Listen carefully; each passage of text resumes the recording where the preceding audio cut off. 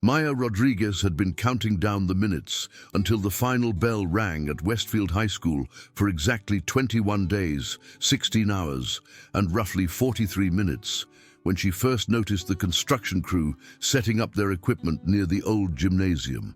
The yellow hard hats bobbed like bright buoys in a sea of orange cones and black and yellow caution tape that seemed to multiply overnight, sectioning off nearly half of the building's east wing with the bureaucratic efficiency that only school maintenance departments could muster. The renovation project had been talked about for months, according to the snippets of conversation Maya had overheard in the hallways during her 3 weeks at this new school.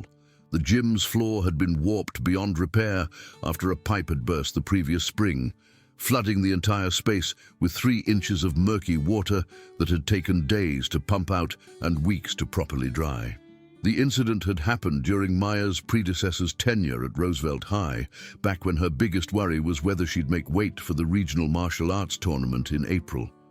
Now, watching the construction workers in their reflective vests measure distances and mark spots on the concrete with bright orange spray paint, Maya found herself studying their movements with the same analytical precision she'd once reserved for observing her opponent's fighting stances.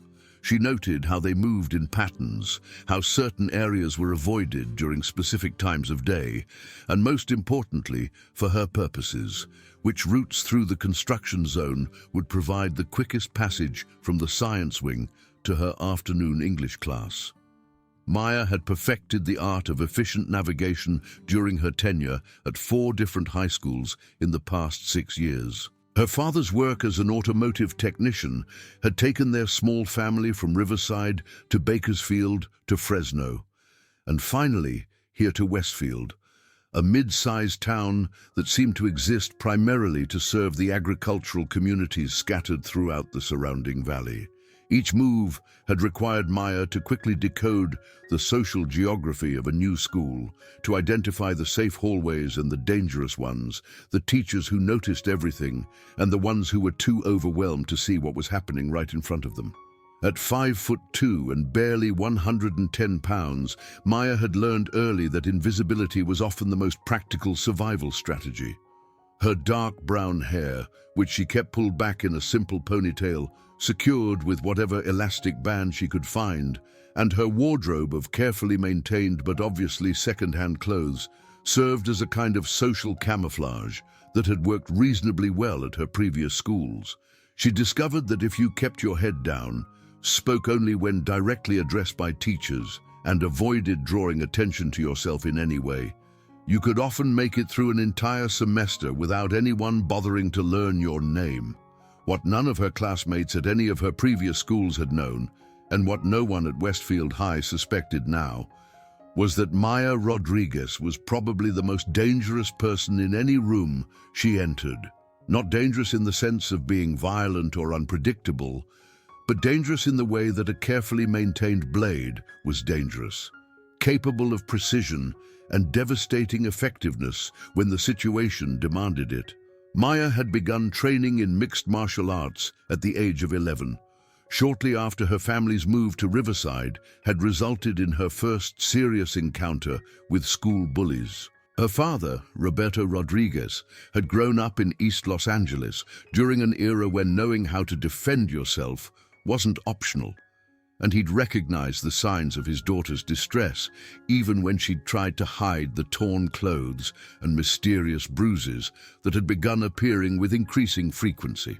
Rather than lecturing her about fighting or contacting the school administration, Roberto had driven Maya to the Riverside Community Center on a Saturday morning and introduced her to a man named Marcus Stevens, a former Marine drill instructor who had started teaching martial arts to local kids after his retirement from the service. Coach Stevens, as everyone called him, was a compact man with graying hair and arms that bore the faded tattoos of his military service, but his eyes held a kindness that immediately put nervous children at ease. Fighting, Coach Stevens had explained to Maya during her first lesson, isn't about being tough or proving you're better than someone else. It's about having options. Right now, when someone pushes you, you only have 2 choices: take it or run away. I'm going to teach you how to have a third choice. Over the following months, Maya had discovered that she possessed not only a natural aptitude for martial arts, but a genuine love for the discipline and precision it required. Coach Stevens taught a hybrid system that incorporated elements of karate, Brazilian jiu-jitsu, and practical self-defense techniques that he'd learned during his military service. Maya absorbed it all with the intense focus that she brought to everything she truly cared about.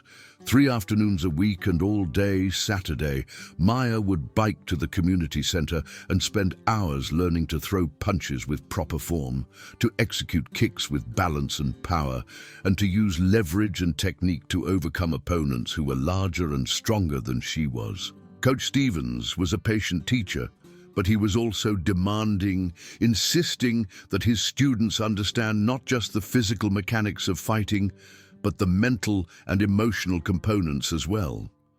The most important part of knowing how to fight, he would tell his classes, is knowing when not to fight.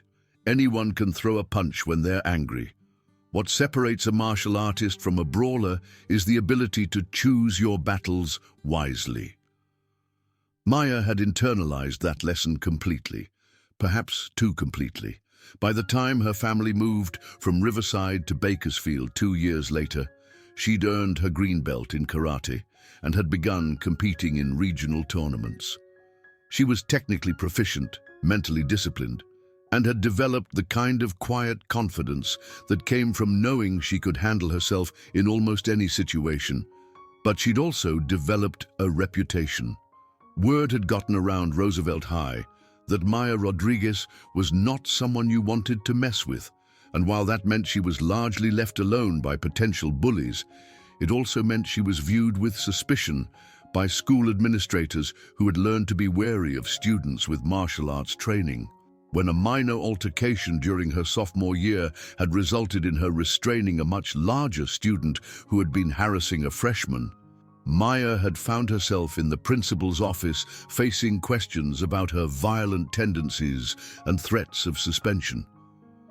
Her parents had been called in for a conference, and Maya had been forced to listen to a lengthy lecture about the importance of finding peaceful solutions to conflicts and the dangers of using her training to intimidate other students.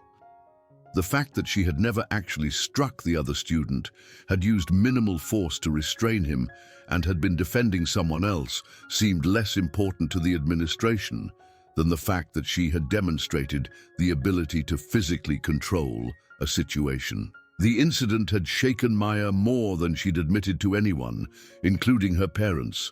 She'd begun to question whether her training was making her a target in ways she hadn't anticipated.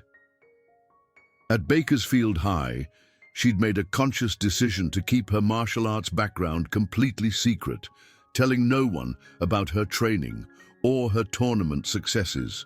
She'd let her competitive fighting lapse, focusing instead on maintaining her skills through solo practice in the family's garage.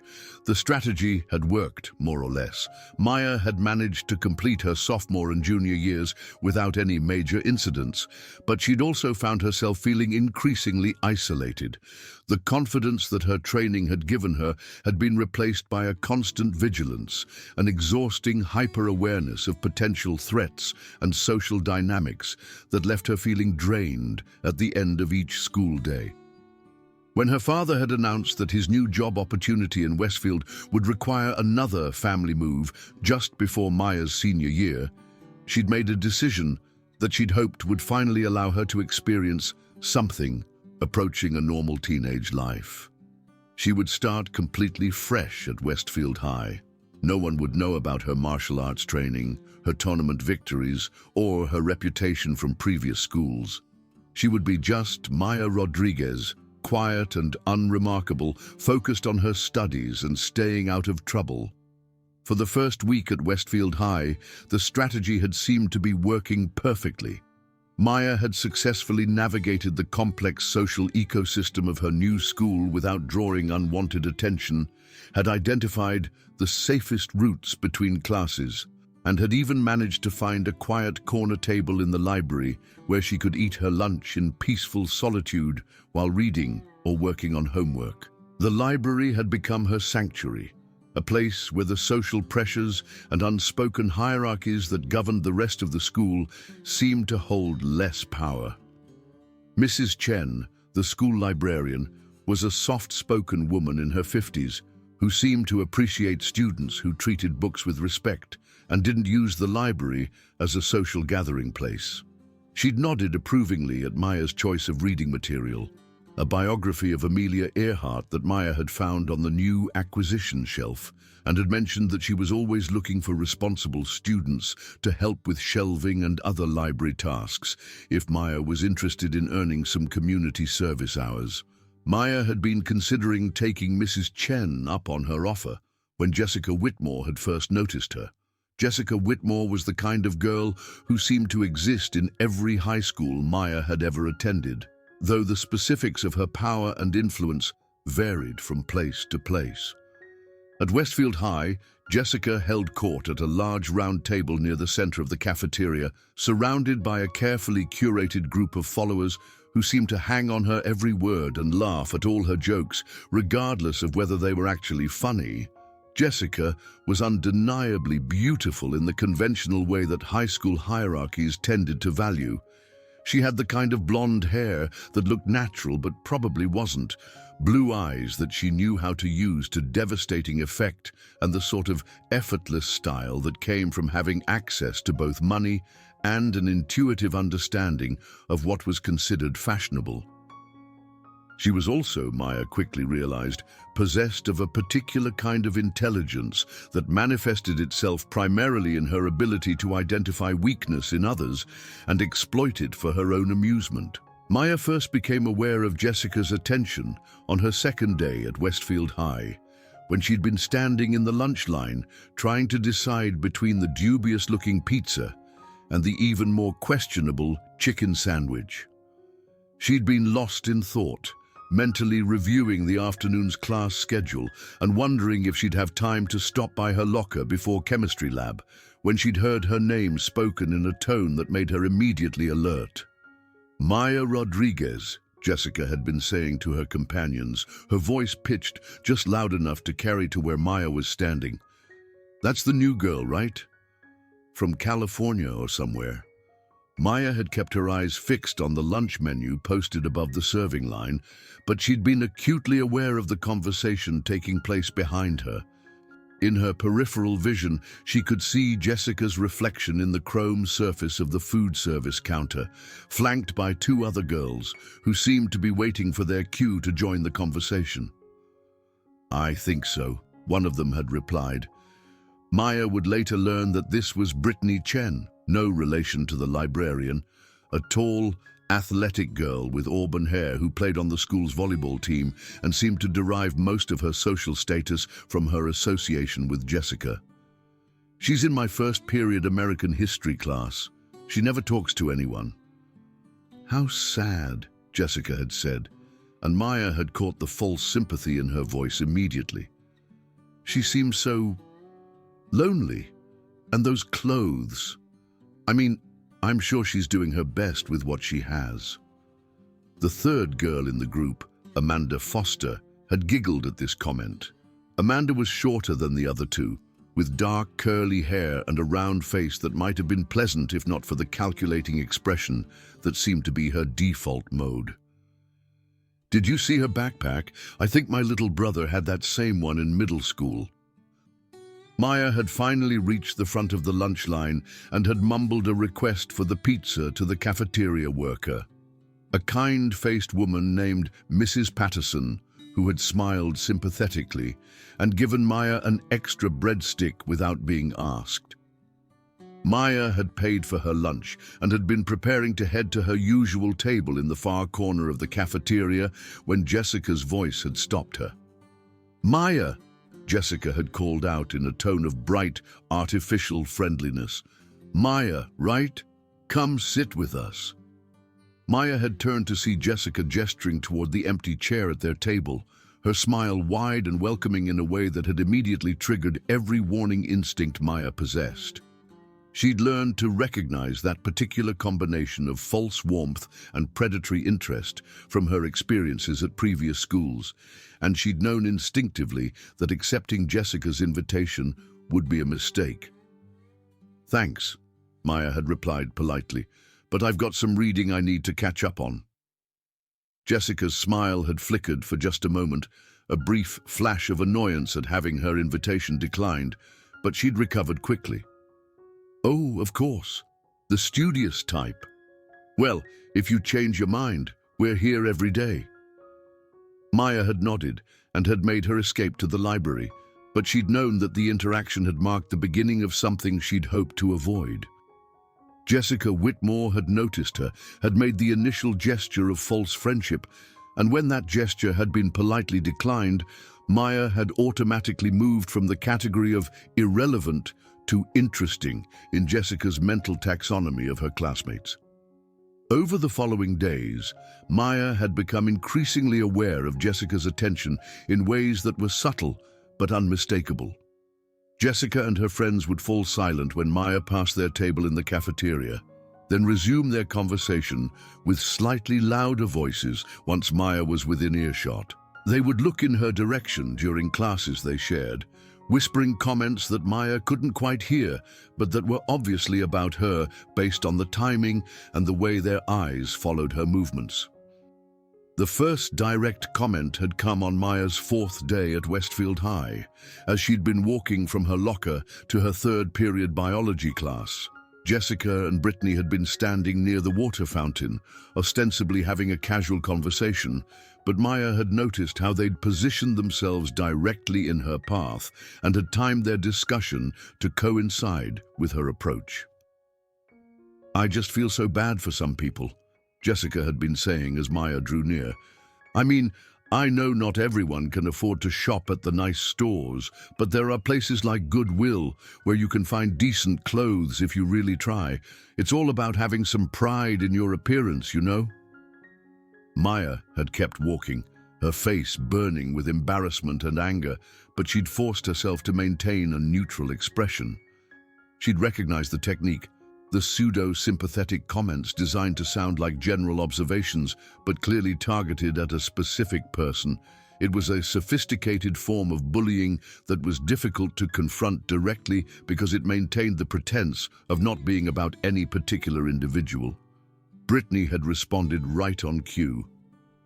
"Oh, totally. And it's not even about having money, really. It's about caring enough to make an effort. Some people just seem to have given up, you know?" Maya had made it past them without reacting, but she'd felt the familiar surge of adrenaline that came with being targeted. Her training had taught her to recognize the physical signs of an impending confrontation, the increased heart rate, the heightened awareness, the way her muscles seemed to coil in preparation for action. But she'd also learned to control those responses, to channel the energy into focus rather than aggression. The comments about her appearance had continued over the following days, growing slightly more pointed and personal as Jessica tested Maya's boundaries. Her shoes were criticized as being so retro in a tone that made clear this was not intended as a compliment. Her backpack was deemed vintage with the same false enthusiasm. Her habit of bringing lunch from home rather than buying cafeteria food was noted with expressions of concern about whether her family could afford the meal plan. Maya had endured it all in silence, partly because she'd learned that responding to such comments often escalated the situation, and partly because she genuinely didn't want to cause trouble at her new school. Her parents had been thrilled about her father's new job, which paid significantly more than his previous position and came with better benefits. Her mother had already begun talking about the possibility of Maya attending the local community college while living at home, which would save money and allow her to work part-time to help with expenses.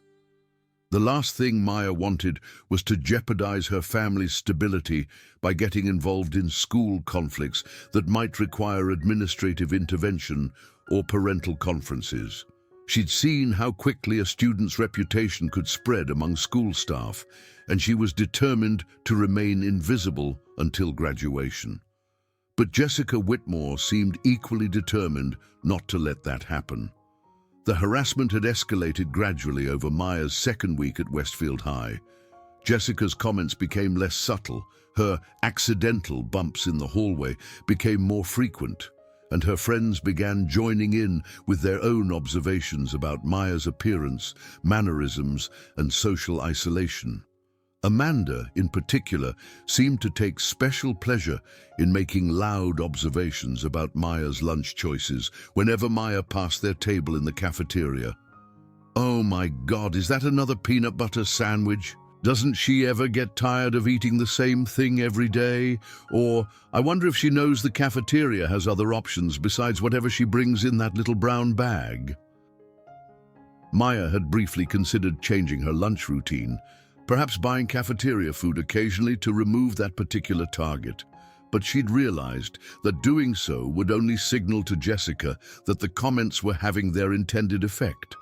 Instead, she'd continued bringing her lunch from home and had tried to find alternative routes through the cafeteria that would minimize her exposure to Jessica's table. The problem was that Westfield High, like most schools built in the 1970s, had been designed with a central cafeteria that served as a hub connecting multiple wings of the building. There were only so many routes available, and all of them required passing through areas where Jessica and her friends could easily observe and comment on Maya's movements. By her third week at the school, Maya had developed an elaborate mental map of the building that included not just the locations of her classes and the most efficient routes between them, but also the timing patterns of Jessica's group and the locations where they were most likely to be encountered during different parts of the day. She'd learned that Jessica had AP English during second period in room 204, which was in the north wing, meaning she would typically be moving from that direction toward the cafeteria during lunch. Brittany had gym during fourth period, so she was often coming from the athletic wing still slightly sweaty and more aggressive than usual. Amanda's schedule seemed more unpredictable, but she was frequently absent from school entirely, which Maya had initially seen as a blessing until she'd realized that Amanda's absences often coincided with increased attention from Jessica and Brittany. Maya's careful observation and route planning had served her well for several days, allowing her to avoid the worst of the harassment by simply not being in the same places as her tormentors at predictable times. But the strategy had also required her to take increasingly circuitous routes to her classes, often arriving just as the bell was ringing and leaving her no time to stop at her locker or use the restroom between periods.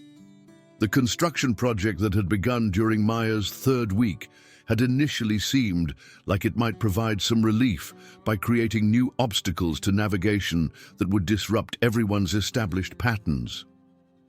The orange cones and caution tape had forced all students to find alternative routes, creating a general chaos that Maya had hoped might provide her with additional cover.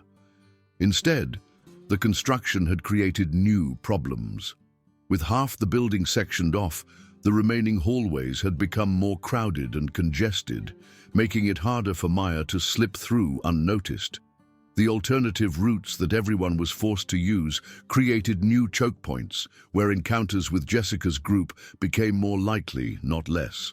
Maya had been studying the construction area during her lunch period on a Tuesday, trying to determine whether any of the blocked-off routes might still be passable if she was careful and quick. From her observation point at a second-floor window, she could see that while the main gymnasium was completely sealed off, some of the adjacent hallways appeared to be blocked only by caution tape and warning signs rather than actual barriers. The idea of cutting through the construction area was appealing for several reasons.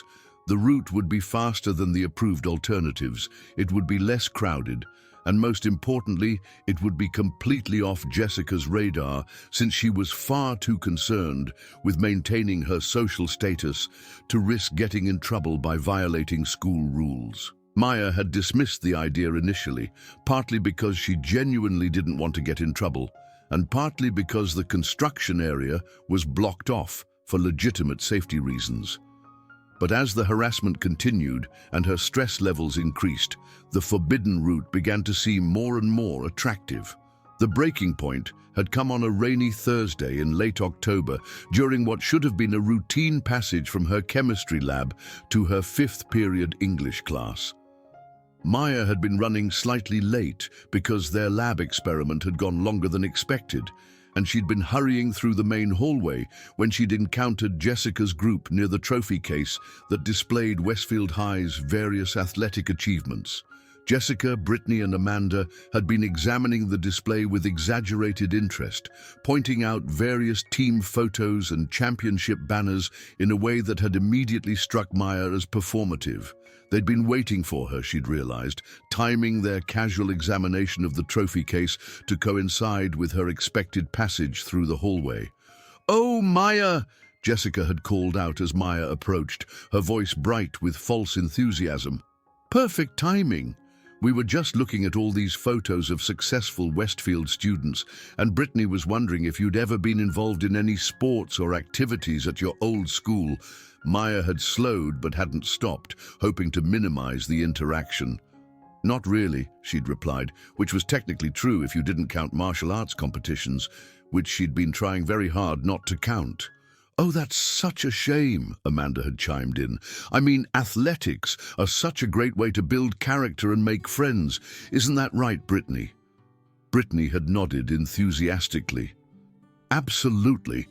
I mean, being on the volleyball team has been such an amazing experience. The friendships you make, the confidence you build, the way people respect you for being part of something bigger than yourself." Maya had recognized the subtext immediately. They were emphasizing all the things she lacked: social connections, extracurricular achievements, the respect of her peers, while maintaining the pretense of having a friendly conversation about the benefits of athletic participation. "Well," Maya had said, still trying to extract herself from the situation, "I should get to class. I don't want to be late." "Of course not," Jessica had agreed. "Punctuality is so important. Though you know, Maya, you always seem so stressed about being late. Maybe you need to learn to manage your time better. Or maybe you're just naturally anxious." The comment had been delivered with a tone of concerned inquiry that made it difficult to address directly, but Maya had felt the sting of its implications. She was being labeled as anxious, disorganized, and socially incompetent, all while Jessica maintained the appearance of trying to be helpful. Maya had mumbled something non-committal and had continued toward her classroom, but she'd been aware of Jessica's group following behind her, their conversation continuing just loudly enough for her to hear. "I just worry about her," Jessica had been saying. "She seems so isolated. And those clothes. I mean, I know we shouldn't judge people, but first impressions are so important. Maybe someone should talk to her about presentation skills." "It's not just the clothes," Amanda had added. "It's the whole attitude. Like she thinks she's better than everyone else because she keeps to herself all the time. It's kind of rude, actually." Maya had made it to her English classroom and had slipped inside just as the bell rang, but she'd spent the entire period replaying the conversation in her mind. The systematic nature of the attack had been unmistakable. They'd cornered her in a public location where she couldn't easily escape, had made comments designed to undermine her confidence and social standing, and had done it all while maintaining a veneer of concern and friendliness that made it difficult for anyone overhearing to recognize what was actually happening. After class, Maya had decided to risk cutting through the construction area rather than face another potential encounter in the main hallways. The decision had been impulsive, driven more by emotional exhaustion than by careful planning, but as she'd approached the orange cones and caution tape that marked the boundary of the blocked-off area, she'd felt a sense of relief at the prospect of a few minutes of solitude. The construction zone was eerily quiet compared to the chaos of the main hallways. Most of the actual construction work was taking place deeper in the building, near the gymnasium itself, and the area Maya was passing through seemed to be more of a staging ground for equipment and materials. She'd been careful to stay on the main pathway and to avoid any areas that looked particularly hazardous, but she'd also been moving quickly, anxious to get through the area and back to the normal part of the building before anyone noticed her detour. Maya had been almost through the construction area when she'd heard the familiar sound of Jessica's laughter echoing behind her. The sound had sent an immediate jolt of adrenaline through her system, partly from the surprise of being discovered, and partly from the conditioned response she'd developed to that particular laugh over the past 3 weeks. "Well, well, well," Jessica's voice had carried clearly through the empty corridor. "Look what we have here." Maya had turned to see Jessica, Brittany, and Amanda approaching from the direction she'd just come, their expressions showing a mixture of amusement and satisfaction at having caught her in violation of school rules. They'd been moving in a loose formation that effectively blocked her retreat route, and Maya had realized with a sinking feeling that they'd probably followed her deliberately. "Jessica," Maya had said, trying to keep her voice neutral, "I was just trying to get to my next class." "Oh, we know exactly what you were trying to do," Jessica had replied, her false friendliness replaced by open satisfaction. "The question is what we should do about it." Maya had glanced around, taking in her surroundings with the analytical eye that her martial arts training had taught her to use in potentially threatening situations. They were in a section of hallway that had been cleared of most furniture and equipment, with concrete floors that showed evidence of recent water damage, and walls that were lined with plastic sheeting. Behind Maya, perhaps 6 feet away, was the large hole in the floor that the construction crew had been working on, surrounded by additional caution tape and marked with warning signs. The hole was roughly circular, maybe 6 feet in diameter and about 4 feet deep, with exposed concrete edges and what looked like metal pipes and electrical conduits visible at the bottom.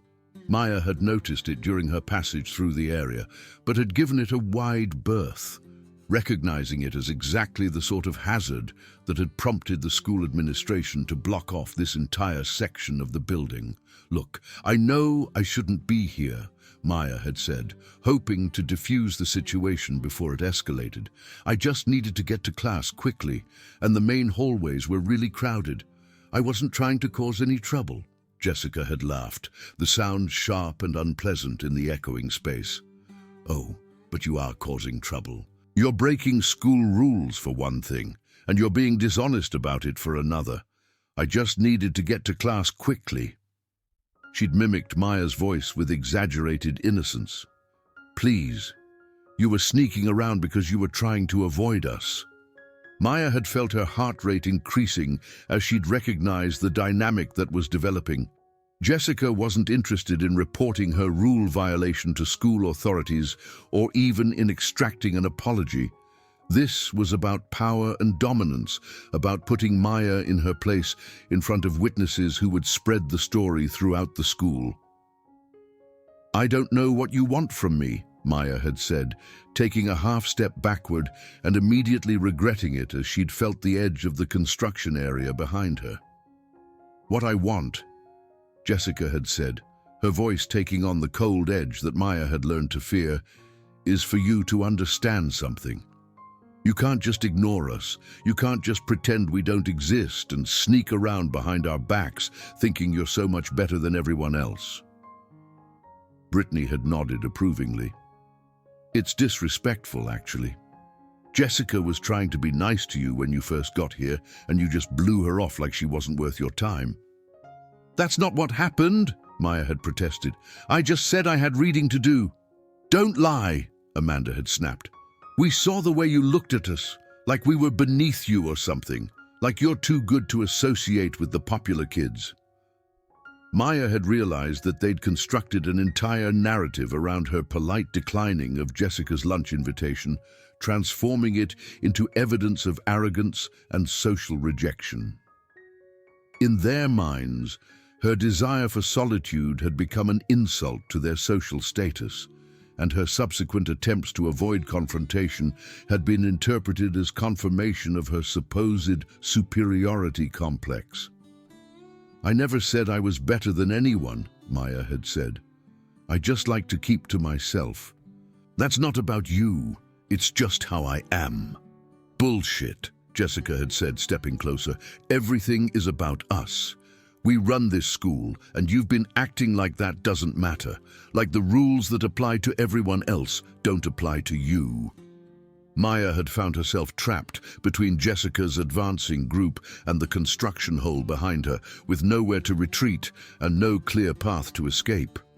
Her training had taught her to always be aware of her surroundings in potentially confrontational situations, but the confined space and the obstacle behind her limited her options significantly.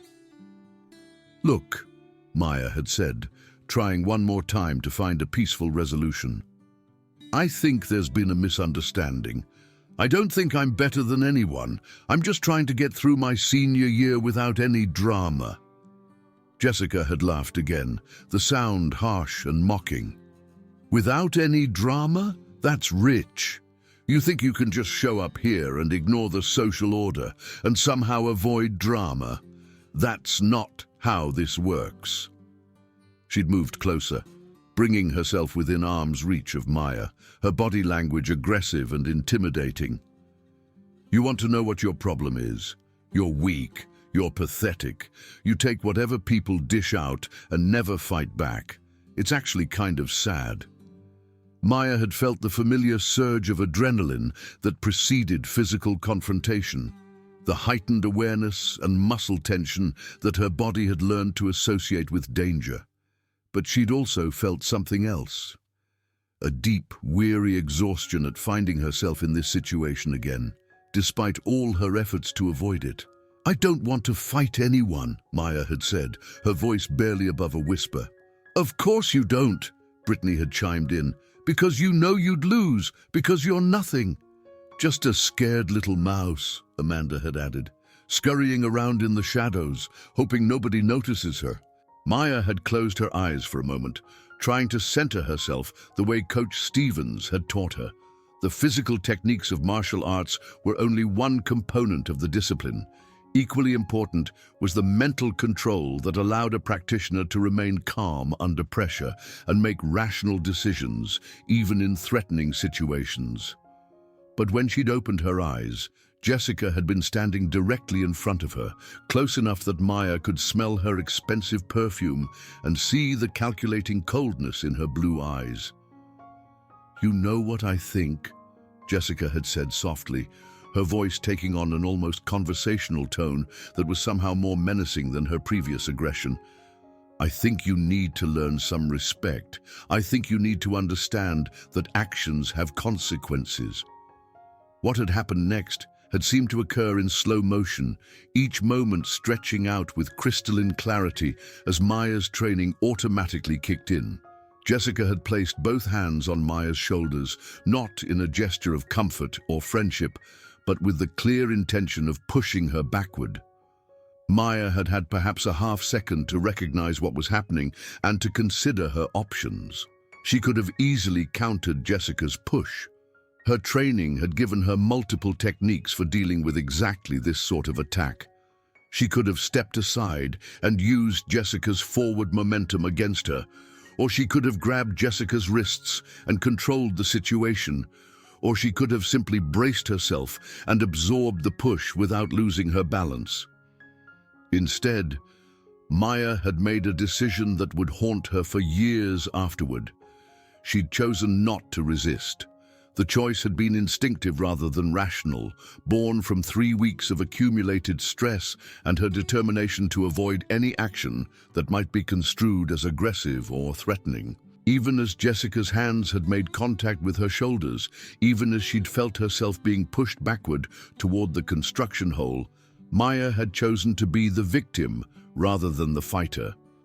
Jessica's push had been surprisingly forceful, driven by weeks of pent-up frustration at Maya's refusal to submit to her social authority. Maya had stumbled backward, her feet sliding on the dusty concrete floor, her arms windmilling as she'd tried to regain her balance. For a moment, it had seemed like she might be able to steady herself, but then Brittany had stepped forward and given her another push from the side, and Amanda had grabbed her backpack and pulled, further destabilizing her. Maya had fallen backward into the construction hole with a sickening thud that had echoed through the empty corridor. She'd landed hard on her back, the impact knocking the wind from her lungs and sending sharp pains through her ribs and shoulders. Rough chunks of broken concrete had scraped against her arms and legs, tearing her clothes and leaving angry red welts on her skin. Her head had struck one of the metal pipes at the bottom of the hole, opening a cut on her forehead that had immediately begun bleeding freely. For several seconds, Maya had simply lain there, too stunned and breathless to move.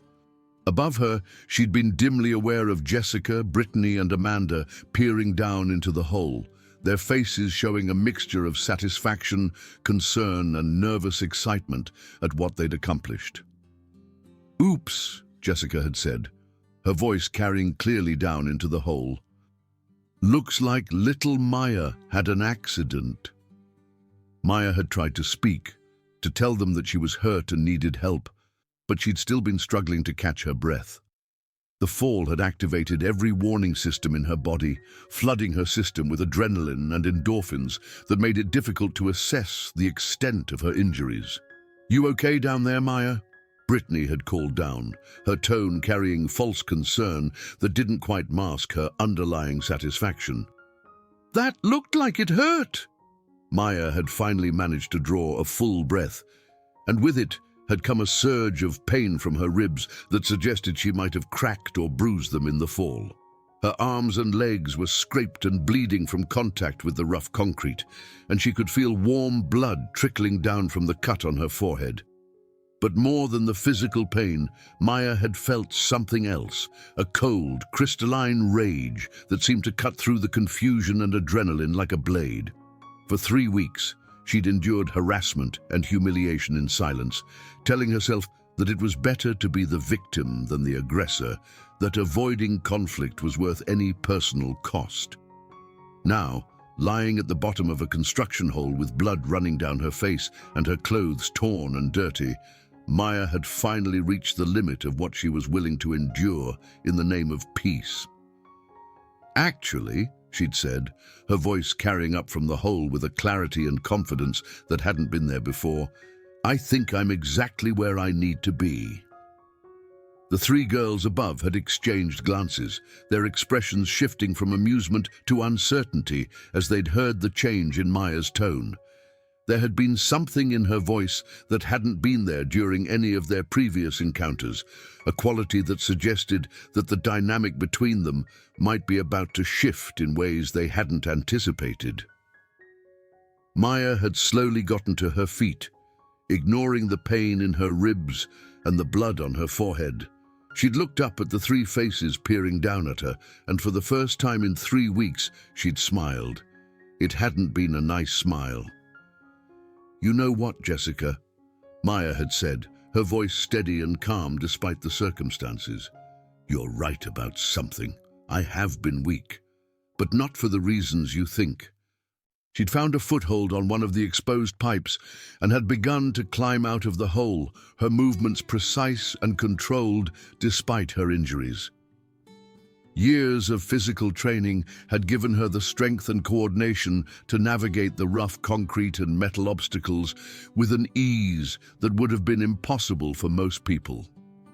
Jessica, Brittany, and Amanda had watched in growing alarm as Maya had emerged from the hole like something rising from the earth itself, her torn clothes and bloody face giving her an almost feral appearance that none of them had expected from the quiet, submissive girl they thought they knew. "What are you doing?" Jessica had demanded. But there had been uncertainty in her voice that hadn't been there before.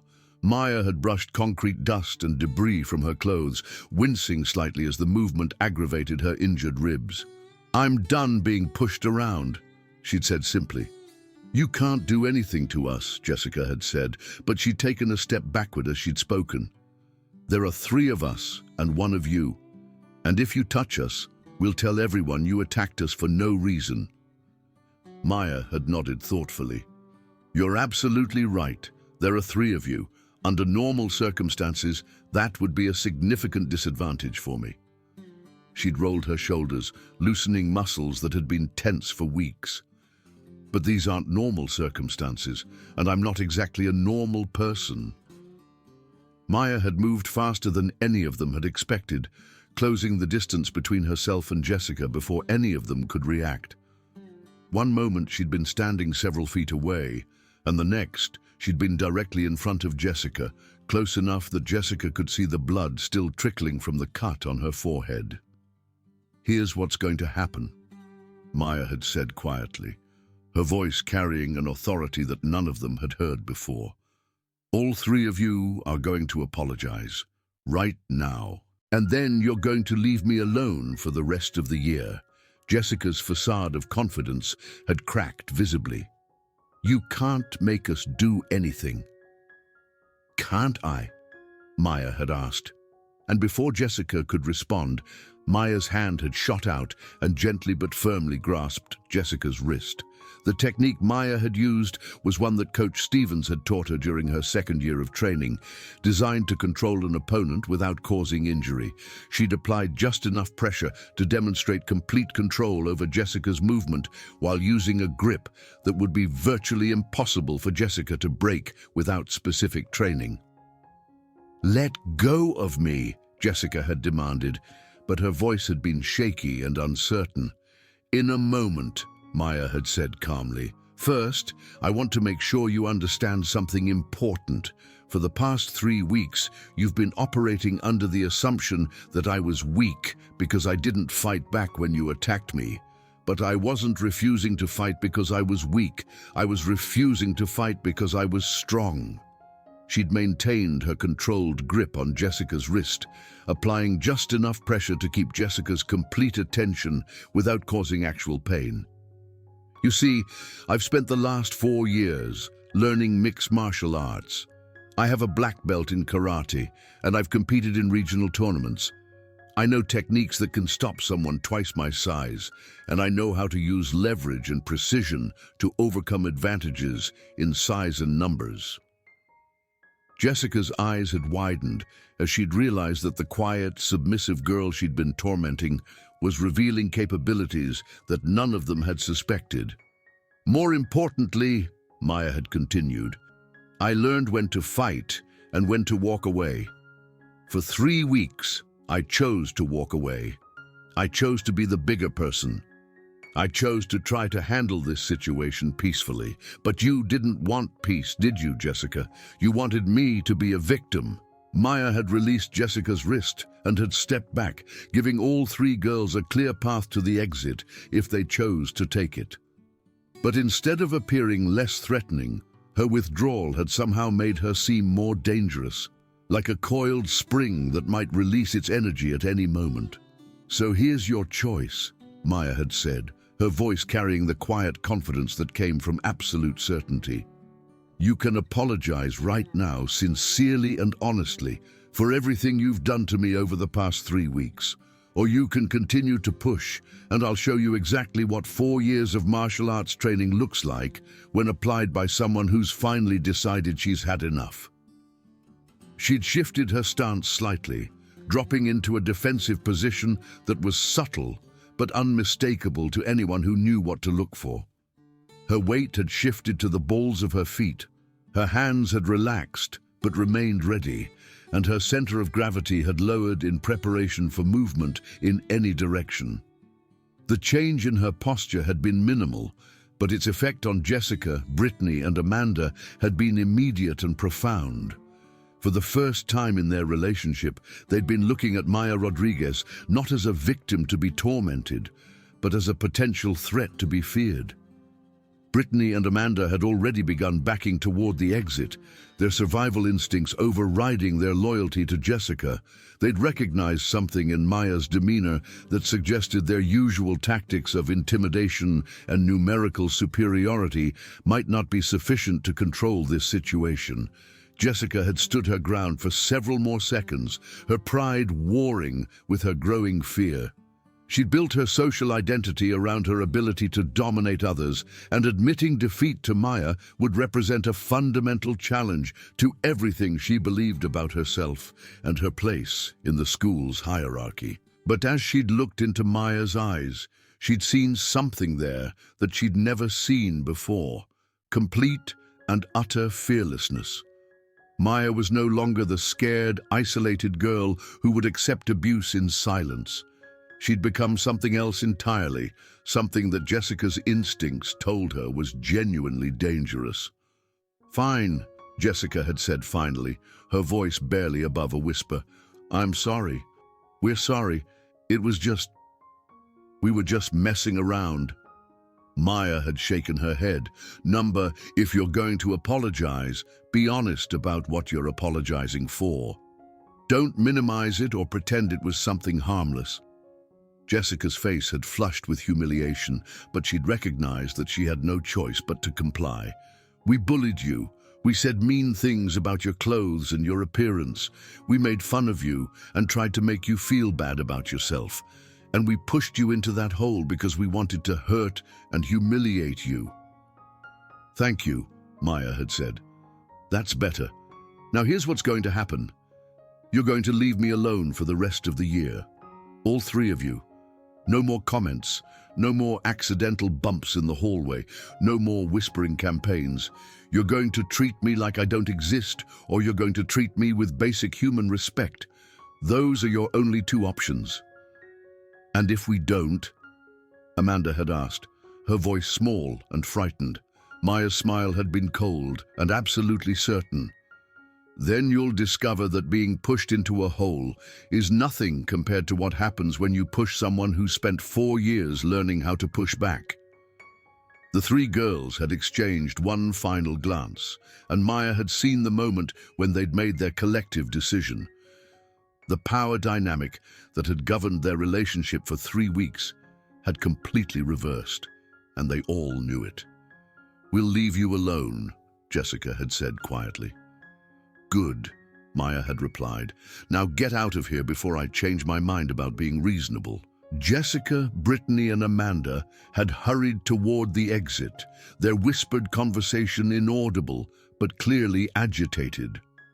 Maya had watched them go, then had slowly sunk down to sit on a piece of scaffolding, the adrenaline finally leaving her system and allowing the full extent of her injuries to make themselves known.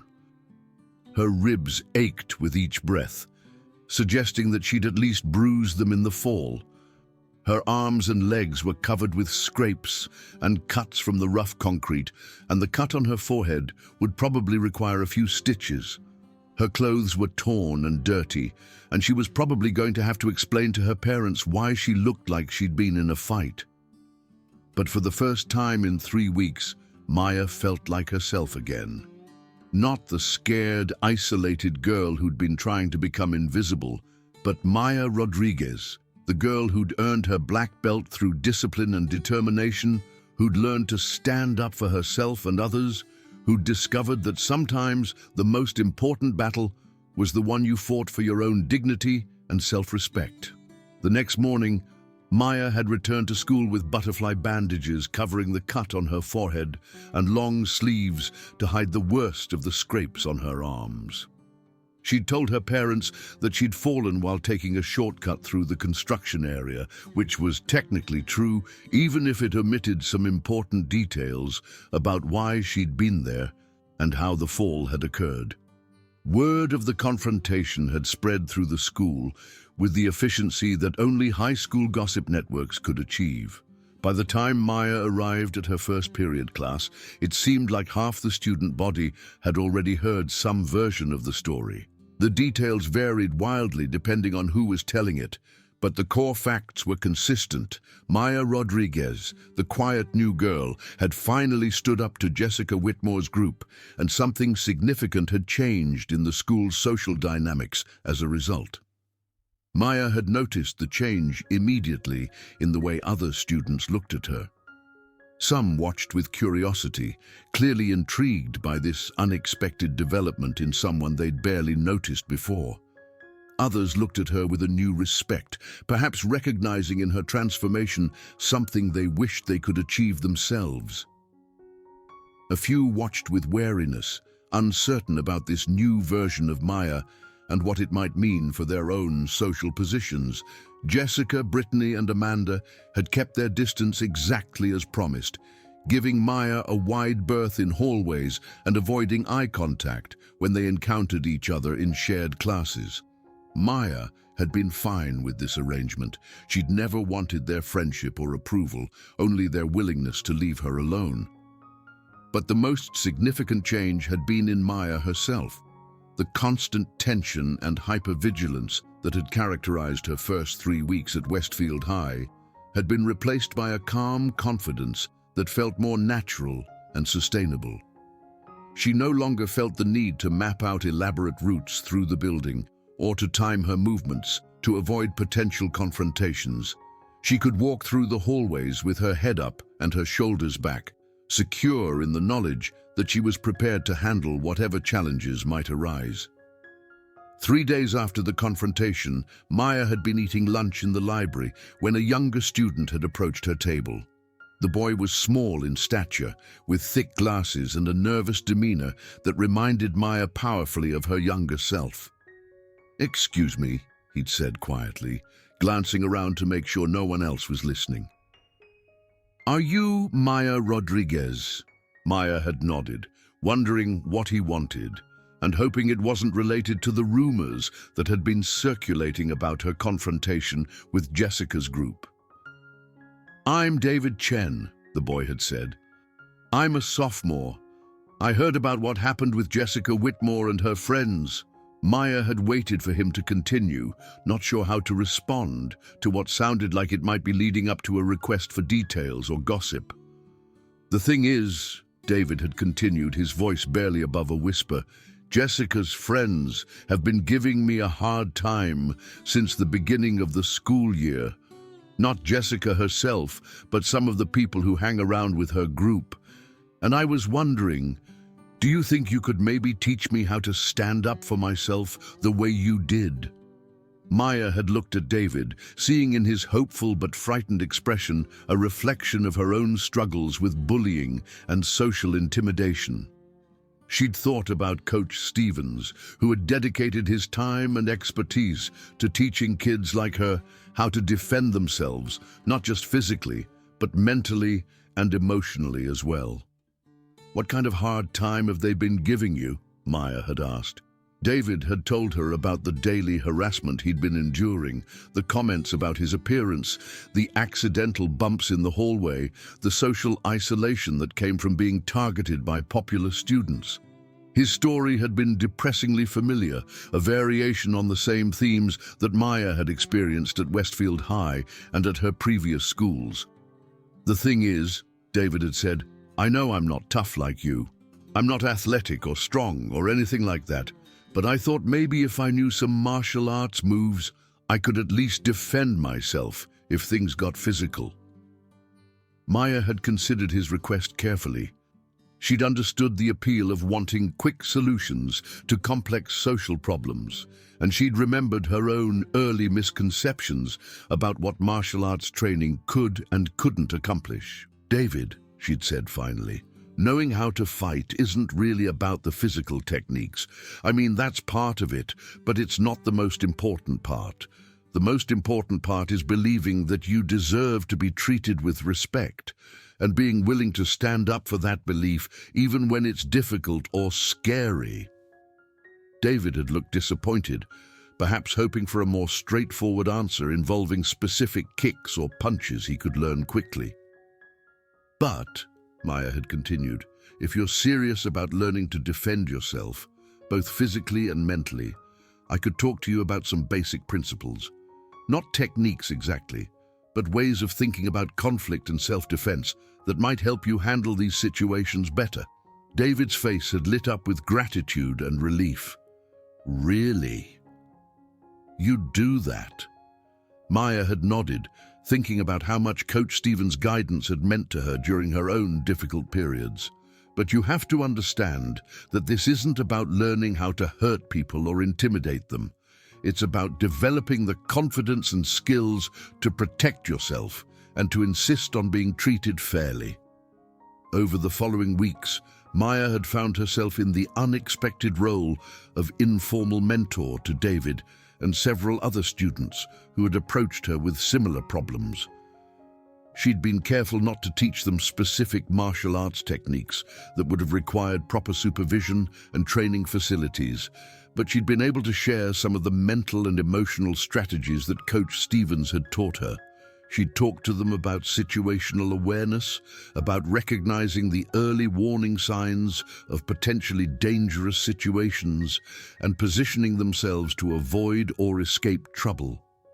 She'd explained the importance of projecting confidence through body language and voice, even when you didn't feel confident inside.